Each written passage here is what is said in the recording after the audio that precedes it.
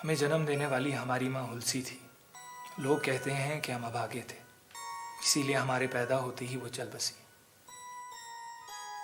हमारे पिता ज्योतिष जानते थे, इसीलिए हमारे जन्मते ही उन्होंने हमारी कुंडली बनाई। अमंगल नक्षत्र में पैदा हुए थे हम। ऐसा मानते हैं कि अमंगल नक्षत्र में पैदा हुआ बालक माता और पिता के लिए अमंगलकारी होता है। माँ हमारी चल बसी थी, इसीलिए पिता को भी विश्वास हो गया कि जो हमारी छाया भी उन पर पड़ी तो उन्होंने हमें एक दिन एक बार द्वार जा भीख मांगने वाली पार्वती अम्मा के हाथों में रख दिया। उस भिखारी ने हमें गले से लगा लिया, हमें सीने से चिपकाए पार्वती अम्मा द्वार द्वार जा भीख मांगती। उसी के गले से हमने पहला स्वर सुना। विवाह के बाद गोस्वामी तुलसीदास अपनी पत्नी रत्नावली के प्रेम में इस कदर डूब गए थे कि उन्हें संसार की कोई सुध बुध ही नहीं रही। वो अपनी पत्नी के बिना एक पल भी नहीं रह पाते थे। एक बार वे श्री राम कथा के लिए एक गांव गए हुए थे। इधर रत्नावली बिना बताए अपने मायके चली गईं। जब तुलसीदास जी को यह बात पता चली तो वे रात के अंधेरे और तेज बारिश की परवाह किए बिना उसी पल पत्नी से मिलने निकल पड़े। प्रेम में अंधे होकर उन्होंने नदी पार करने के लिए एक लाश को लकड़ी समझा और सांप को रस्सी मानकर दीवार पर चढ़ गए। किसी तरह वे रत्नावली के पास पहुंचे। रत्नावली ने उन्हें इस हालत में देखा तो क्रोधित होकर बोली, आपको इस तरह दौड़कर यहाँ आने में लज्जा नहीं आई? धिक्कार है इस देह के पुतले से इतना प्रेम। अगर यही प्रेम थोड़ा सा भी श्री राम से किया होता तो आज स्वयं प्रभु श्री राम के दर्शन हो गए होते। रत्नावली के इन कटु लेकिन सत्य वचनों ने तुलसीदास जी की आत्मा को झकझोर दिया और उसी क्षण से उनका जीवन बदल गया। Did you know the Hanuman Chalisa was written in a prison? Tulsidas, the great saint, was jailed by Mughal Emperor Akbar. Why? Because Akbar asked him to perform miracles, but Tulsidas said, I'm just a devotee of Lord Ram, not a magician. Angry with this response, Akbar imprisoned him at Fatehpur Sikri. During this time, Tulsidas composed the powerful 40-verse Hanuman Chalisa, a hymn praising Lord Hanuman's strength and devotion. Legend says, when Tulsidas recited it in prison, a troop of monkeys stormed Akbar's court, causing chaos. Leading to his release, that's the divine power of true devotion. If you want to check out the full explanation of Hanuman Chalisa, click on the suggested link. Subscribe for more such content. अगर तुम्हारी देवी में सचमुच इतनी ताकत है तो मुझे रोक कर दिखाए। हिंदुस्तान के सबसे ताकतवर बादशाह ने मामूली आग समझकर देवी को चुनौती तो दे दी, लेकिन फिर जो हुआ वो इतिहास में दर्ज हो गया। 51 शक्तिपीठों में से एक हिमाचल में स्थित ज्वाला देवी में 8 जागृत ज्वालाएं प्राचीन काल से जल रही हैं, बिना किसी तेल या बत्ती के। एक बार बादशाह अकबर को ये बात पता चली। घमंडी बादशाह ने उसी वक्त अपने सिपह सालारों को बुलाकर कहा कि जो भी उन ज्वालाओं को बुझाएगा उसे इनाम में 8 गांव दिए जाएंगे। बस इतना सुनना था और दर्जनों अधिकारी निकल पड़े अपने सिपाहियों के साथ पहाड़ों के बीच स्थित जागृत ज्वाला देवी को बुझाने के लिए। कई दिन और कई रातों तक इन सिपह सालारों ने अपनी पूरी ताकत लगाकर देख लिया, लेकिन ज्वालाएं बुझने का नाम ही नहीं लेती थीं। पानी डाला गया, मिट्टी डाली गई और बाद में ज्वालाओं पर शीशा पिघलाकर डाला गया, लेकिन पवित्र ज्वालाओं पर कोई असर नहीं दिखा। बादशाह अकबर ये सुनकर भड़क उठा। उसने हुक्म दिया कि नहर का पानी मोड़कर इस स्थान को डुबा दो। सिपाहियों ने नहर का पानी भी मोड़कर देख लिया, लेकिन ज्वालाएं बुझने की जगह और जागृत होने लगीं। अब जब बादशाह की इज्जत की बात आई तो अकबर खुद पहाड़ों में आया और उसने भी हर कोशिश करके देखी, लेकिन ज्वालाओं का कुछ बिगाड़ न पाया।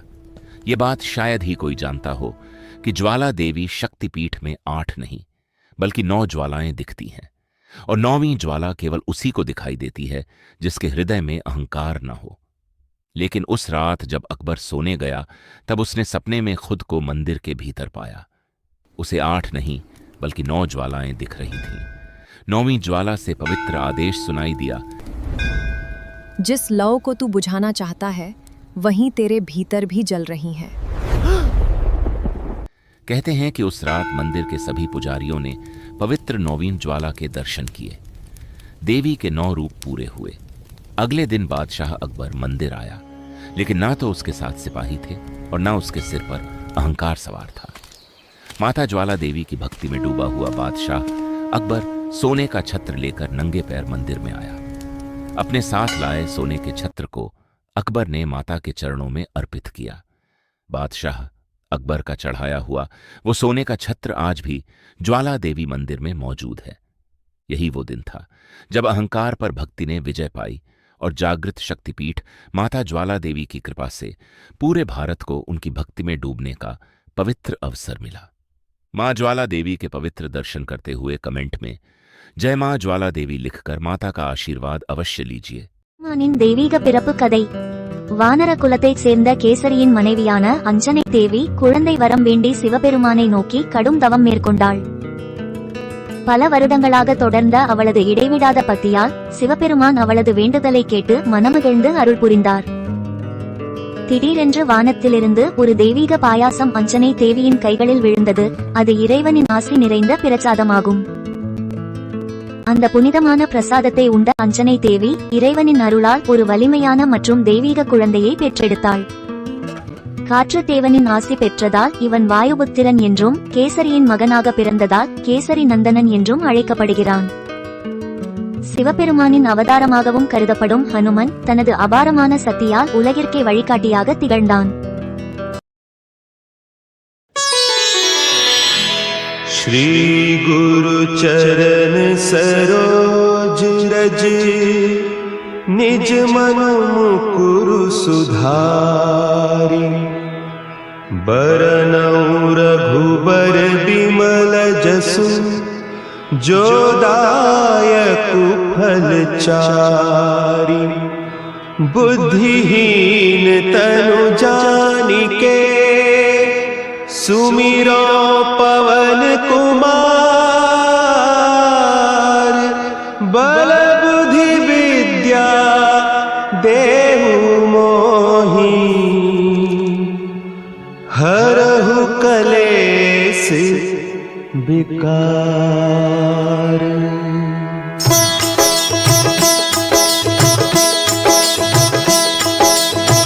जय हनुमान ज्ञान गुण सागर जय कपीस तिहु लोक उजागर रामदूत अतुलित बल धामा अंजनी पुत्र पवन सुत नामा।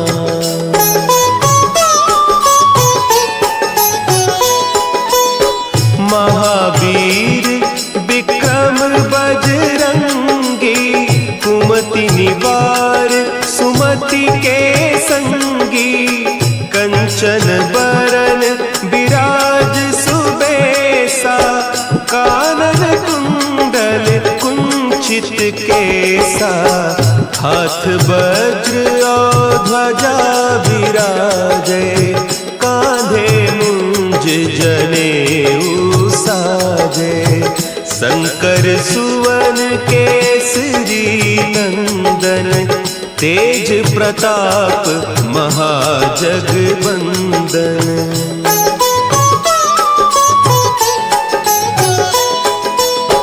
विद्यावान गुणी अति चातुर राम काज करिबे को आतुर प्रभु चरित्र सुनिबे को रसिया राम लखन सीता मन बसिया सूक्ष्म रूप धरि सियहि दिखावा विकट रूप धरि लंक जरावा भीम रूप धरि असुर संहारे रामचंद्र के काज सवारे।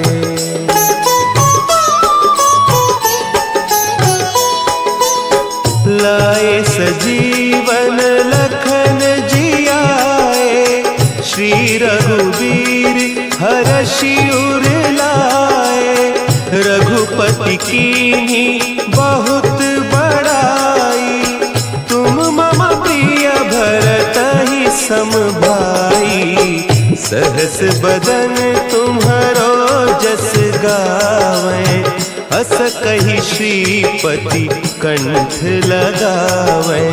सनकादिक ब्रह्मादि मुनीसा, नारद सारद सहित अहिसा।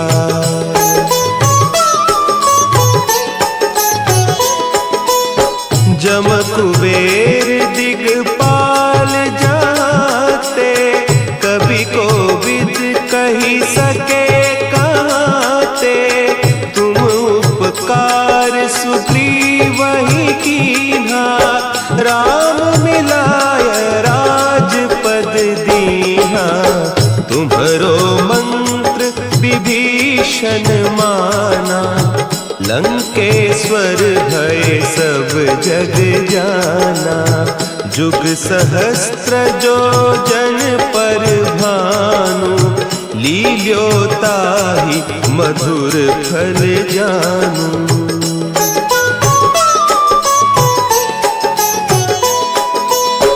प्रभु मुद्रिका मेली मुख माही, जलधि लांघि गए अचरज नाही।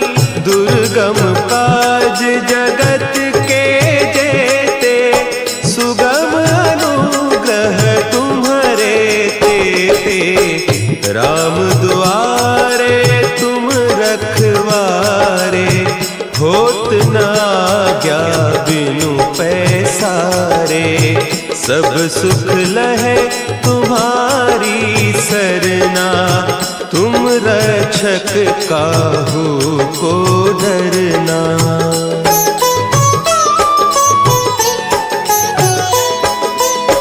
आपन तेज समारो आपे, तीनों लोक हाँकते कापे।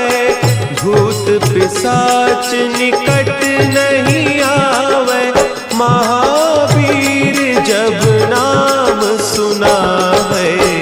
नासै रोग हरे सब पीरा, जपत निरंतर हनुमत बीरा। संकट ते हनुमान छुड़ावे, मन क्रम बचन ध्यान जो लावे।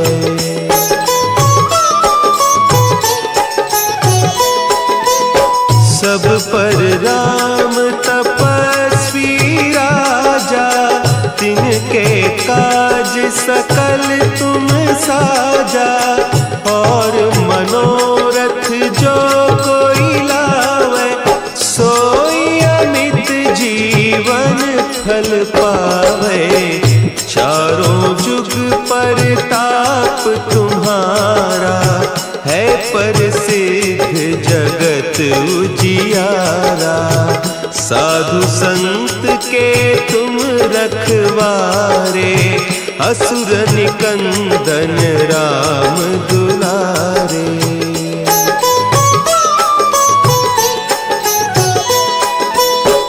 अष्ट सिद्धि नौ निधि के दाता, असवर दीन जानकी माता।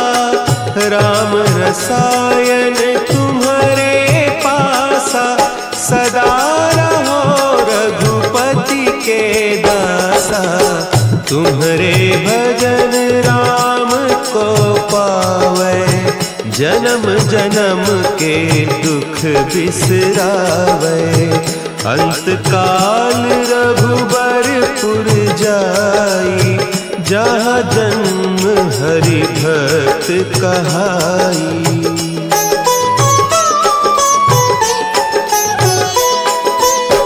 और देवता चित्त न धरई, हनुमत से सर्व सुख करई। संकट कटे मिटे सब पीरा, जो सुमिरे हनुमत बलबीरा। जय जय जय हनुमान गोसाई, कृपा करहु गुरुदेव की नाई। जो सत बार पाठ कर कोई, छूट ही बंदी महासुख होई।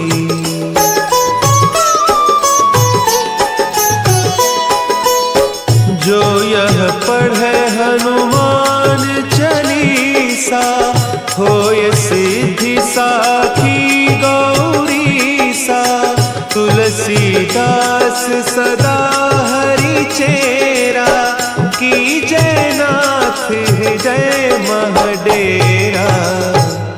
की जयनाथ हृदय महडेरा। ರಾಮಾಯಣ ಎಷ್ಟು ಪುರುಷ ಪ್ರಧಾನವಾಗಿದೆ ಅಲ್ವಾ.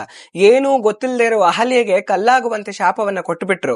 ಅದಾದ್ಮೇಲೆ ಅದರ ವಿಮೋಚನೆಗೂ ಇನ್ನೊಬ್ಬ ಗಂಡಸೇ ಬರ್ಬೇಕಾಯ್ತು. ಈ ತರ ಹಲವಾರು ಜನಗಳು ಹೇಳ್ತಾರೆ. ಮೂಲ ವಾಲ್ಮೀಕಿ ರಾಮಾಯಣ ಏನ್ ಹೇಳುತ್ತೆ ಅಂತ ಇವತ್ತು ತಿಳ್ಕೊಳ್ಳೋಣ. ವಾಲ್ಮೀಕಿ ರಾಮಾಯಣದ ಬಾಲಕಾಂಡದ 48-49ನೇ ಸರ್ಗಗಳು ತುಂಬಾ ಸ್ಪಷ್ಟವಾದ ವಿವರಣೆಯನ್ನ ಕೊಡುತ್ತೆ. ಇಂದ್ರ ಗೌತಮ ಮುನಿಗಳ ವೇಷವನ್ನ ಧರಿಸಿ ಅಹಲ್ಯೆಯ ಬಳಿ ಬಂದು ತನ್ನ ಆಸಕ್ತಿಯನ್ನ ಹೇಳ್ಕೊಳ್ತಾನೆ.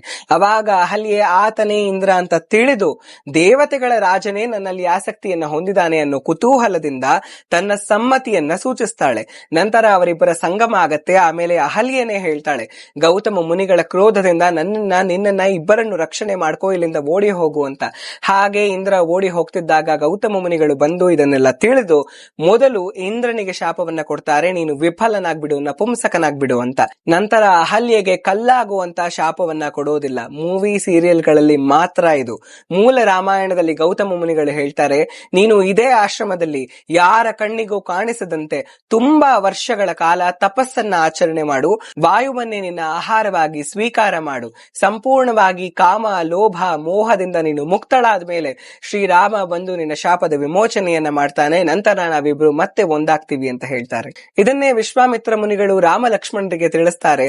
ಅವಾಗ ರಾಮ ಹೋಗಿ ಸ್ವತಃ ಅಹಲ್ಯೆಯ ಕಾಲುಗಳನ್ನ ಮುಟ್ಟಿ ನಮಸ್ಕಾರವನ್ನ ಮಾಡಿ ಆಕೆ ಎಲ್ಲರಿಗೂ ಕಾಣುವಂತೆ ಮಾಡ್ತಾನೆ.